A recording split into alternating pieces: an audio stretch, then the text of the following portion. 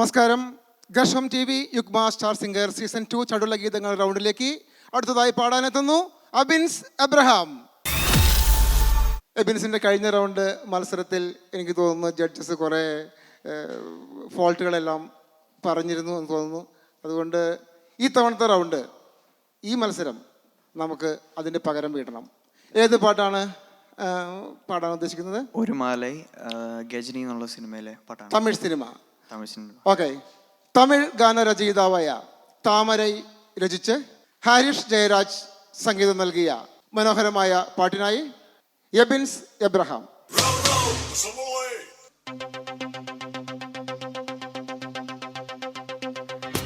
ഒരു മാലയിളവയിൽ നേരം അഴകാന ഇളയുതിർ കാലം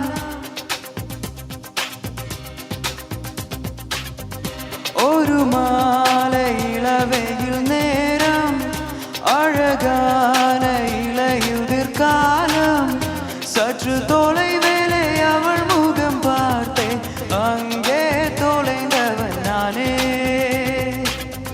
சற்று தொலைவேளை அவள் முகம் பார்த்தேன் அங்கே தொலைந்தவன் நானே அவள் அள்ளி விட்ட பொய்கள் நடுநடுவே கொஞ்சம் மெய்கள் இதழூரும் சிரிப்போடு கேட்டுக்கொண்டே நின்றேன் அவள் நெஞ்சு பேசும் ஒரு தருணம் என் வாழ்வை சக்கரை நிமிடம் ஏற்கும் வீசை அவளிடம் கண்டேனே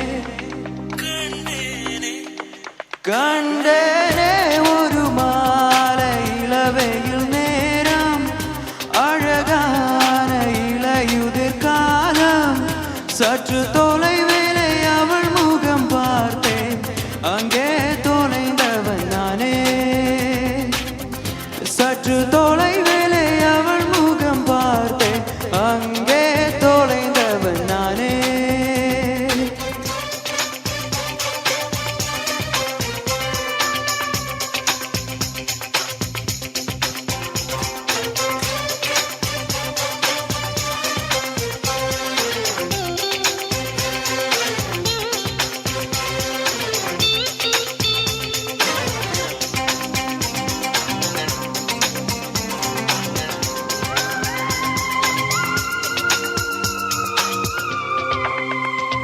பார்த்து பழகிய 4 தினங்களில் நடையுடை பாவனம் மாற்றிவிட்டால் சாலை முனகளில் துரிது உணவகள் வாங்கியுண்ண வாடிக்கை காட்டிவிட்டால் குச்சம் கொண்ட தென்றலா இவளாயும் நீண்ட மின்னலா ஓ உனக்கேற்ற ஆனாகே எரி மாற்றிக்கொண்டேனே ஒரு மாலை இளவெயில் நேரம் அழகான இளையுதிர் காலம் சற்று தொலைவேளை அவள் முகம் பார்த்தேன் அங்கே தொலைந்தவன் நானே சற்று தொலைவேளை அவள் முகம் பார்த்தேன் அங்கே தொலைந்தவன் நானே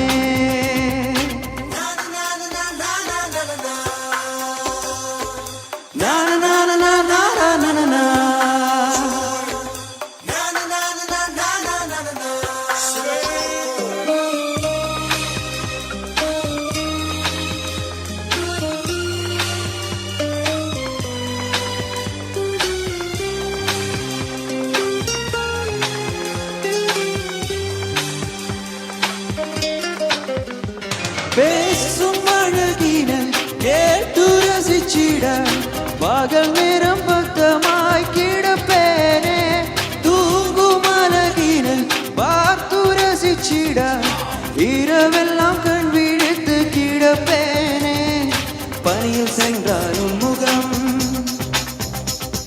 என் மேலே நீராய் இறங்கும் ஓ தலை சேர்த்து பார்த்தாலே தடுமாறி போனேனே லாலல்லா லாலல்லா ஓ லாலல்லா லாலல்லா சற்று தொலைவேளை அவள் முகம் பார்த்தேன் அங்கே தொலைந்தவன் நானே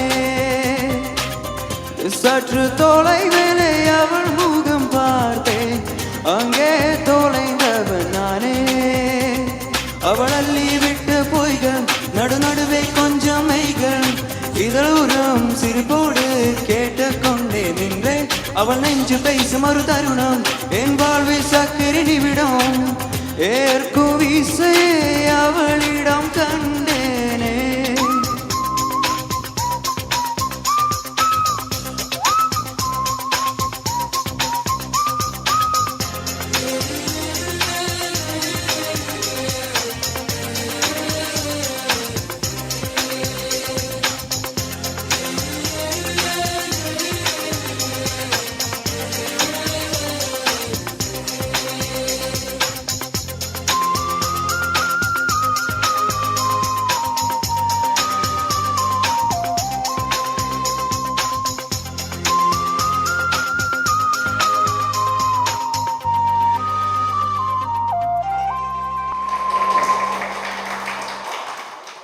പാട്ടിനെ കുറിച്ച് എബിൻസിന് എന്ത് തോന്നുന്നു?